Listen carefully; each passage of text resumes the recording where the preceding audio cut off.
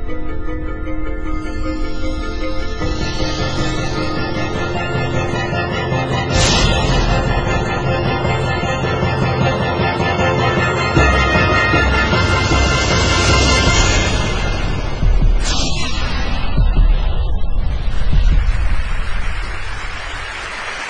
I'm going to show you first, as quickly as I can, is some foundational work, some new technology that we brought to Microsoft as part of an acquisition almost exactly a year ago.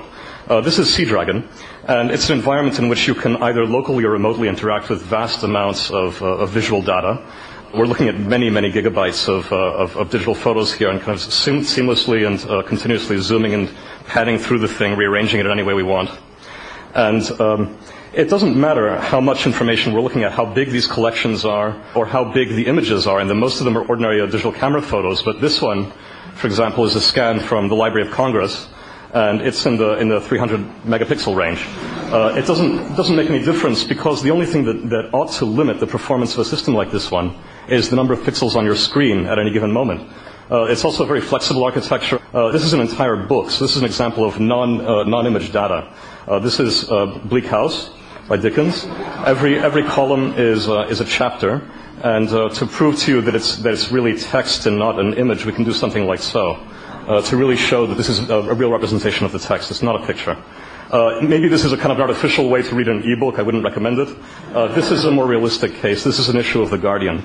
Every large image is the beginning of a section, and this really gives you the joy and the good experience of reading the real paper version of a magazine or a newspaper, which is an inherently multi-scale kind of medium. We've also done a little something with the corner of this particular issue of The Guardian. We've made up a fake ad that's very high resolution, much higher than you'd be able to get in an ordinary ad, and we've embedded extra content. You go to see the features of this car, you can see it here, or other models, or even technical specifications. And this really gets at some of these ideas about really doing away with those limits on screen real estate. We hope that this means no more pop-ups and other kind of rubbish like that should be necessary. Of course, mapping is one of those really obvious applications for technology like this, and this one I really won't spend any time on, except to say that we have things to contribute to this field as well. But those are all the roads in the U.S. superimposed on top of a NASA geospatial image. So let's pull up now something else. So this is actually live on the web now. You can go check it out. This is a project called Photosynth, which really marries two different technologies. One of them is Seadragon, and the other is some very beautiful computer vision research done by Noah Snavely, a graduate student at the University of Washington, co-advised by Steve Seitz at UW and Rick Zalisky at Microsoft Research. A very nice collaboration. And so this is live on the web. It's powered by Seadragon. You can see that when we kind of do these sorts of views, where we can dive through images and have this kind of multi-resolution experience. But the spatial arrangement of the images here is actually meaningful. The computer vision algorithms have registered these images together so that they correspond to the real space in which these shots, all taken near grassy lakes in the Canadian Rockies, all these shots were taken. So you see elements here of stabilized slideshow or panoramic imaging. And these things have all been related spatially. I'm not sure if I have time to show you any other environments. There are some that are much more spatial, but I'd like to jump straight to one of Noah's original data sets, and this is from an early prototype of Photosynth that we first got working in the summer, to show you what I think is really the punchline behind this technology, the Photosynth technology. And it's not necessarily so apparent from looking at the environments that we've put up on the website. We had to worry about the lawyers and so on. This is a reconstruction of Notre Dame Cathedral that was done entirely computationally from images scraped from Flickr. You just type Notre Dame into Flickr, and you get some pictures of guys in T-shirts and of the campus and so on. And each of these orange cones represents an image that was discovered to belong to this model. And so these are all Flickr images, and they've all been related spatially in this way. And we can just navigate in this very simple way.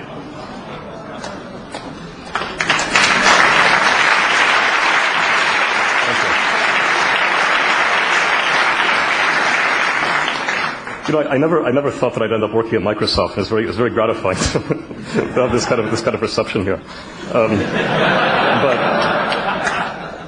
So this is, as you can see, this is lots of different types of cameras. It's everything from cell phone cameras to professional SLRs. quite a large number that have been registered together into this environment. If I can find some of the sort of weird ones, so many of them are occluded by faces and so on. There's somewhere in here, there's actually there are a series of photographs. Here we go. This is actually a poster of Notre Dame that registered correctly. Okay, so if we can dive in from the poster to a physical view of this environment.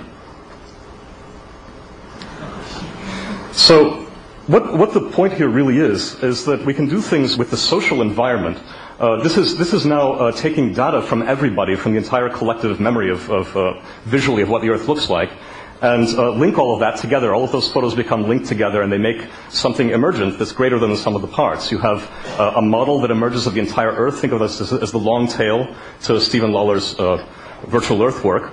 And this is something that grows in complexity as people use it, and whose benefits become greater to the users as they use it. Their own photos are getting tagged with metadata that somebody else entered. If somebody bothered to tag all of these saints and say who they all are, then my photo of Notre Dame Cathedral suddenly gets enriched with all of that data, and I can use it as an entry point to dive into that space, into that metaverse, using everybody else's photos, and do a kind of a cross-modal and cross-user social experience that way. And of course, a byproduct of all of that is immensely rich virtual models of every interesting part of the Earth, collected not just from overhead flights and from satellite images and so on, but from the collective memory.